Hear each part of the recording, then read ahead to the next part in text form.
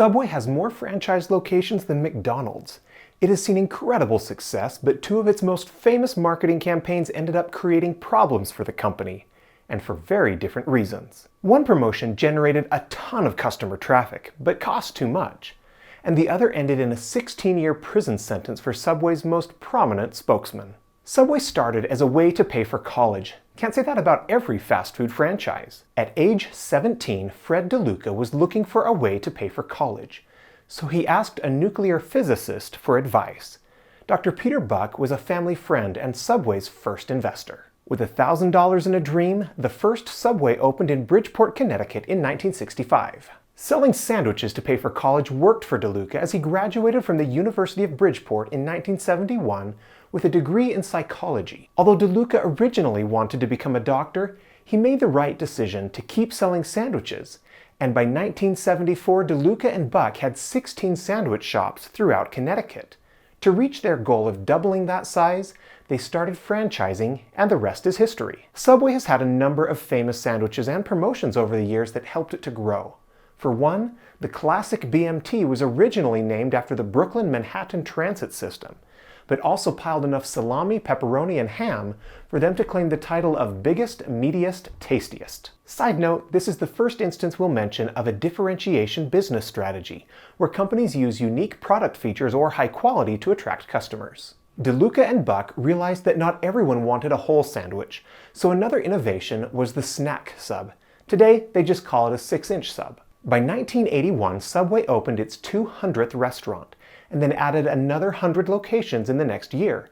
Subway was speeding ahead. This growth seems especially impressive considering that they only started serving freshly baked bread in 1983. Remember that differentiation strategy? Freshness sells. The following years saw Subway explode to 5,000 restaurants by 1990, including locations in several other countries. Subway started a new innovation in 1993, when they started building restaurants in what, at the time, were non-traditional locations, such as convenience stores, truck stops, and rest areas. They knew travelers get hungry and appreciated a convenient meal. Of course, many other fast food chains have since followed suit. Business location matters. Subway further showed its innovative nature when it launched Subway.com in 1996. The massive growth continued, and Subway passed McDonald's for the most U.S. locations in 2002 and most locations worldwide in 2011. They reached a peak of around 45,000 locations, but then started to decline. The massive growth came with some bad luck and strategic errors that ultimately hurt the company. One major Subway message has been its relatively healthy menu, and Jared Fogle was the center of that message.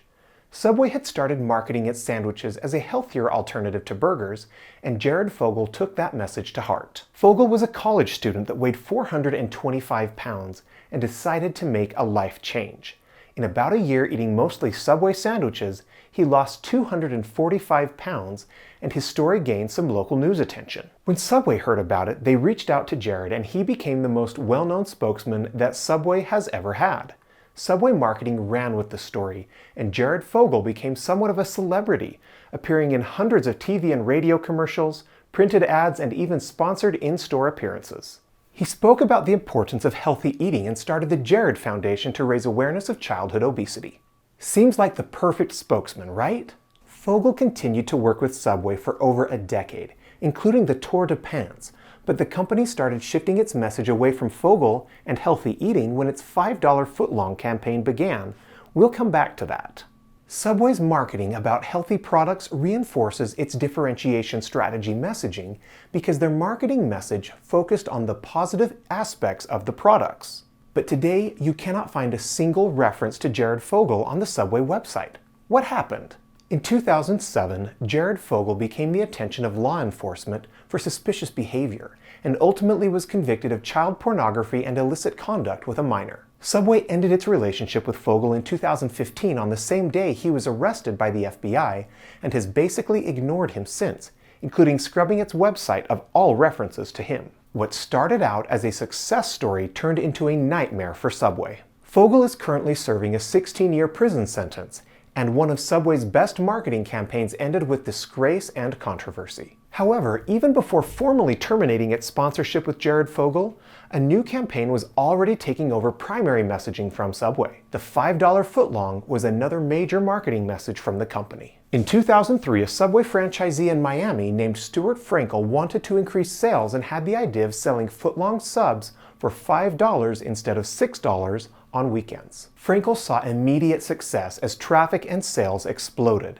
His personal Subway empire grew to 10 stores, all of which used the $5 footlong promotion to similar success. He kept detailed financial records of his success and tried to get corporate to listen, but they ignored him. But after several years, they finally listened, and Frankel was invited to join the Subway Franchisee Advertising Fund Trust, which made major decisions on Subway advertising campaigns. The idea of the $5 footlong was discussed in a meeting and faced immediate backlash. The company was skeptical the $5 footlong could make money, said Frankel. To be frank, they thought I was a colorfully worded idiot. But the board agreed to a test, and it was a hit. The timing could not have been better because it happened just as the economy dwindled into the Great Recession. Customers were looking for a deal, and Subway had it. This shift in messaging and pricing is a great example of a cost leadership strategy because the primary value proposition to customers centered around getting a lot of food for a low price. Lower costs for Subway, including cheaper labor, food costs, and rent during the recession, also helped franchisees bolster profits despite the low price. Sales went up 25%. All of a sudden, customers who'd pay $3 for a 6-inch were paying $5 for a footlong, said Frankel. Traffic went up, sales went up, profits went up. But the low cost to open a franchise combined with too many interested investors eventually led to disaster for Subway franchisees. Opening thousands of new stores was good for Subway because they earned 12.5% of all sales as a royalty. But it was not good for individual franchise owners who saw increasing competition from new Subway locations. By 2015, they had well over 40,000 locations, some of which were just blocks away from each other. So many store locations began cannibalizing each other's sales. With oversaturation of Subway locations combined with rising food and labor costs, franchisees were no longer making much profit and some were even losing money. And because of rising costs, the $5 footlong promotion was phased out after about 4 years. Sadly, founder Fred DeLuca died from leukemia around the same time that Subway's fortunes began to turn.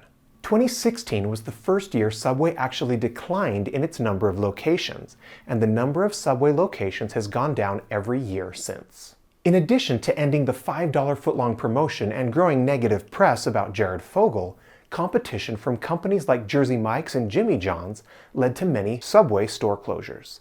They tried to revive earlier traffic success with the revival of a $5 footlong in 2017, but franchise owners were angry about it.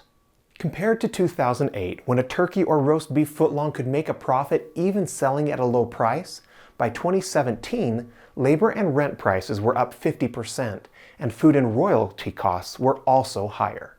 The low price meant that selling a sandwich for $5 could lose money for franchisees rather than make a profit.